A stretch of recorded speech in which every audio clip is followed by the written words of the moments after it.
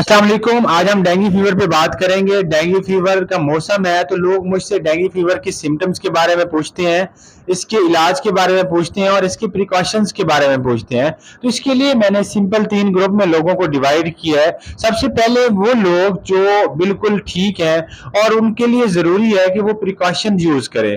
अब dengue fever से बचने के लिए कौन कौन सी प्रिकॉशन यूज कर सकते हैं? सबसे पहले तो वो मॉस्किटो रिपेलेंट्स लोशन का इस्तेमाल कर सकते हैं। इसके अलावा वो फुल स्लीव क्लॉथ्स का इस्तेमाल कर सकते हैं। और एक जो इम्पोर्टेंट चीज है वो ये है कि घर में अगर कहीं पे पानी जमा हुआ खड़ा है तो उस पानी वाली जगह को साफ करना चाहिए, क्योंकि अगर वहां पे पानी खड़ा रहेगा तो वहां पे मॉस्किटो की पैदावार होगी और फिर इसी मॉस्किटो से डेंगू एक इंसान से दूसरे इंसान में ट्रांसफर होने लग जाएगा। इसके अलावा जो दूसरा ग्रुप है वो ये है कि उसको फीवर है लेकिन वो डायग्नोज नहीं है कि ये फीवर डेंगू की वजह से है या फिर उनको कोई और बीमारी है। तो इसके लिए जरूरी है कि आप एक सिंपल सा टेस्ट करवाएं। अगर आपको लग रहा है कि मुझे डेंगू हो रहा है तो आप सिंपल सा एक टेस्ट करवाएं जिसको सीबीसी बोलते हैं। तो सीबीसी में आपको पता चल जाएगा आपको डेंगू है या नहीं है। और इसके अलावा आप NS1 करवा सकते हैं, IgG करवा सकते हैं, IgM करवा सकते हैं। तो ये कुछ चीजें हैं जो आप करवा के आप डायग्नोज कर सकते हैं कि आपको डेंगू है या नहीं। और साथ में आप पैराडाल, सिंपल पैराडाल का इस्तेमाल कर सकते हैं और साथ में आप लिक्विड इंटेक ज्यादा कर सकते हैं। और जो तीसरा ग्रुप है वो ये है कि वो डायग्नोज्ड है डेंगू का, उसके जब हमने टेस्ट करवाया, सीबीसी करवाया है तो वो भी उसमें भी प्लेटलेट कम आए हैं और इसके अलावा उसका NS1 भी पॉजिटिव आया है और IgM भी पॉजिटिव है।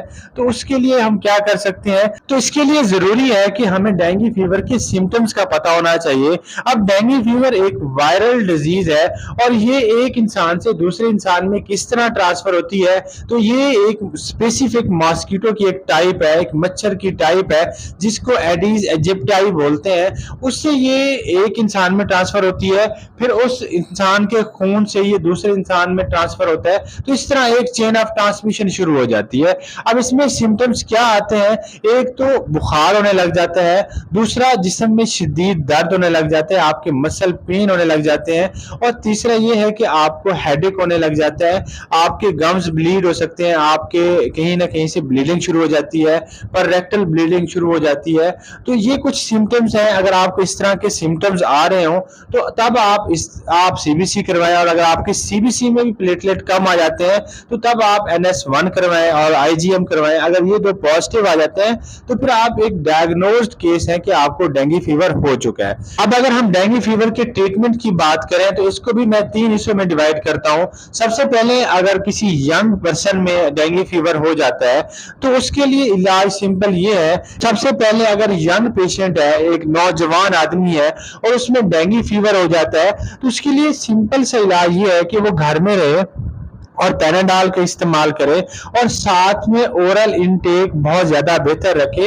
अब ओरल इंटेक में भी फ्लूइड इंटेक का ज्यादा इस्तेमाल करे, पानी का इस्तेमाल करे, जूसेस का इस्तेमाल करे और बिल्कुल रेस्ट करे। ना तो इसमें आपने एंटीबायोटिक का इस्तेमाल करना है, ना आपने इसमें स्टीराइड का इस्तेमाल करना है, आपने रेस्ट करना है और अपनी फैमिली को बचाना है। उसके लिए क्या प्रिकॉशन यूज कर सकते हैं? तो इसके लिए सिंपल सी प्रिकॉशन ये है कि आप मॉस्किटो रिपेलेंट्स लोशन का इस्तेमाल करें, या फिर बेहतरीन हल यह है कि आप नेट का इस्तेमाल करें ताकि आपको मच्छर ना काट सके। क्योंकि अगर आपको मच्छर काटेगा तो वही मच्छर अगर आपके किसी फैमिली मेंबर को काटेगा तो ये डेंगू उस बंदे में भी ट्रांसफर हो जाएगी।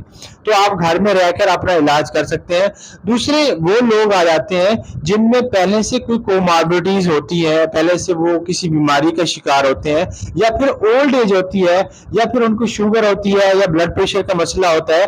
तो अगर उनमें इस तरह का मसला हो जाए, उनको डेंगू फीवर हो जाए, तो फिर आप डॉक्टर के पास जाए। तो अगर उनमें डेंगू फीवर हो जाता है तो फिर आपको हॉस्पिटल रश करना चाहिए, डॉक्टर से एडवाइस करना चाहिए और फिर आपको सीबीसी भी हर एक दिन बाद करवानी चाहिए ताकि आपको प्लेटलेट का ट्रेंड का पता चले, और फिर आपको फ्लूइड जो है ना, IV फ्लूइड लेना चाहिए। तो ये आप डॉक्टर की एडवाइस के मुताबिक चलते हैं। अब इसकी जो तीसरी कैटेगरी है उसमें यह है कि पेशेंट को अगर हेमरेजिक डेंगू फीवर हो जाता है या फिर उसे डेंगू शॉक सिंड्रोम हो जाता है, जिसको कैपिलरी लीकेज सिंड्रोम सिंड्रोम भी बोलते हैं, तो उसके लिए मस्ट है कि ना सिर्फ वो हॉस्पिटल में रहे, ना सिर्फ वो हॉस्पिटलाइज्ड हो, बल्कि वो हॉस्पिटल के आईसीयू में शिफ्ट हो, क्योंकि उसके लिए एक्स्ट्रा केयर की जरूरत होती है, उसमें आईवी फ्लूइड की जरूरत होती है, और साथ साथ में आपने बड़े ही मेजर करके आपने फ्लूइड देना होता है।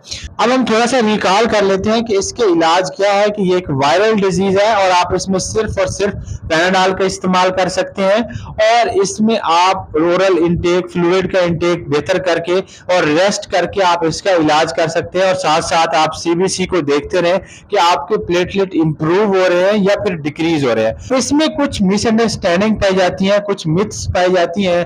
वो ये है कि आप डेंगू फीवर में एंटीबायोटिक का इस्तेमाल करें, तो डेंगू फीवर में एंटीबायोटिक का इस्तेमाल नहीं करना चाहिए।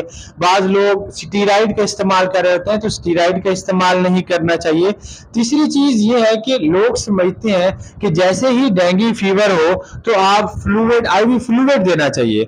अब ऐसा बिल्कुल नहीं है, आईवी फ्लूइड दें, लेकिन वो भी एक तरीकेकार से दें कि इसको आपने कौन सा फ्लूइड देना है। ऐसा नहीं है कि आप अपनी मर्जी से कोई भी फ्लूइड दे दें, क्योंकि ये भी हो सकता है कि यही पेशेंट बाद में डेंगू शॉक सिंड्रोम या फिर कैपिलरी लीकेज सिंड्रोम में कन्वर्ट हो जाए, आप उसे एक्सेसिव फ्लूइड दें और उसकी वजह से उसको प्लूरल हो जाए या फिर उसे एडीमा हो जाए, तो ऐसा आपने बिल्कुल नहीं करना। तो आप उसे मेजर्ड तरीके से आईवी फ्लूइड दें और सिंपल पैनाडॉल दें और साथ में रेस्ट करवाएं, तो पेशेंट बिल्कुल ठीक हो जाएगा। तो हम थोड़ा सा इसे दोबारा से रिकॉल कर लेते हैं कि ये एक वायरल डिजीज है, और ये इंसान से दूसरे इंसान में मच्छर के काटने की वजह से हो सकता है। इसके सिम्टम्स में फीवर हो सकता है, बॉडी पेन हो सकता है, या फिर जो है ना ब्लीडिंग हो सकती है, और इसके इलाज जो है वो सिर्फ और सिर्फ पैनाडॉल है और आईवी फ्लूइड है, या फिर सबसे बेहतरीन जो है वो ओरल फ्लूइड है। तो हमारे चैनल पे आने का शुक्रिया, अपना ख्याल रखिएगा, अल्लाह हाफिज।